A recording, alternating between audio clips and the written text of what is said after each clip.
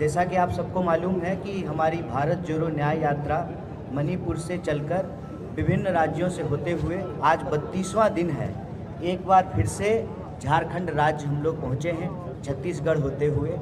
और आज राहुल जी को इस यात्रा में यहाँ गढ़वा में होना था, लेकिन राजनीतिक सांगठनिक जिम्मेवारियों के चलते वो आज हमारे बीच मौजूद नहीं है।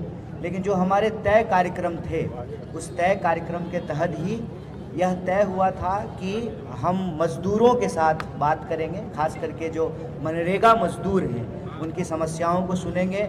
और एक जन सुनवाई के तहत आज हमारी भारत जोड़ो न्याय यात्रा के जो प्रतिनिधि हैं, हम सब लोग और हमारे जो गठबंधन के सहयोगी दल हैं, हमारे जो तमाम नेता हैं, हम सब ने जो है उनकी बात सुनी, उनकी मांगों को सुना। मुख्य रूप से उन्होंने 2 मांग उठाई है। एक तो मनरेगा के अंतर्गत जो गारंटी की गई है वो गारंटी ठीक से लागू नहीं हो रहा है। मज़दूरों को जो कार्य अवधि निर्धारित किया गया है वो कार्य अवधि जो है उसके अनुसार काम नहीं मिलता है, और ना ही जो है मजदूरी ठीक से मिलती है।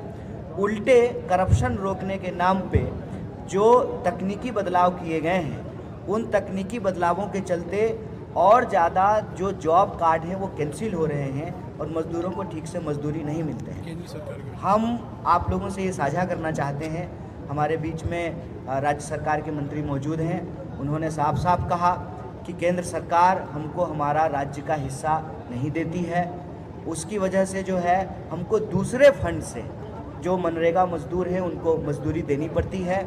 तो केंद्र सरकार की गड़बड़ियों के चलते, उनकी जो गलत नीति और नीयत है, उसके चलते मज़दूरों को कई सारी कठिनाइयों का सामना करना पड़ रहा है।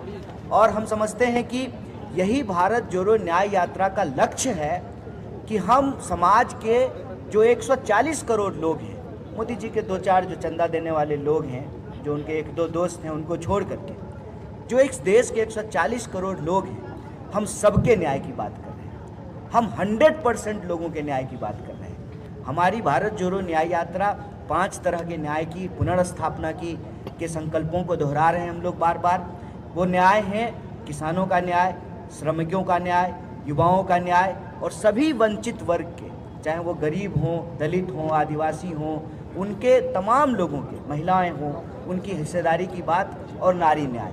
इन 5 तरह के न्याय का संकल्प लेकर के यह भारत जोड़ो न्याय यात्रा चल रही है। और आप सबसे हम इस प्रेस वार्ता के माध्यम से यह साझा करना चाहते हैं कि आज देश में, इस देश के अन्नदाता, उनके साथ जिस तरह से अत्याचार हो रहा है, जिस तरीके से एक तरफ तो आप सरकार जो है श्री चौधरी चरण सिंह जी को और डॉक्टर स्वामीनाथन को भारत रत्न देती है, दूसरी तरफ इस देश के जो अन्नदाता हैं, जो ऑलरेडी आंसू बहा रहे हैं, उनका आंसू पोंछने की बजाय उनके ऊपर आंसू गैस के गोले छोड़ रहे हैं। किसान खेतों में अनाज उगाते हैं, धान बोते हैं, सरकार जो है वो सड़कों पर कील बोल रहे हैं। तो मैं कहता हूँ कि ये देश बेचने और बचाने की लड़ाई है। किसान बचाने वाली कौम है, वो देश को बचाने वाली कौम है। तो ये हेलीकॉप्टर के घूमने वाले जो लोग दिल्ली की हुकूमत पे बैठे हैं, उनको ये सोचना पड़ेगा कि ये लड़ाई अगर हेलीकॉप्टर और ट्रैक्टर के बीच में छिड़ी है तो जीत ट्रैक्टर की होगी। इस बात को याद रखिएगा प्रधानमंत्री जी।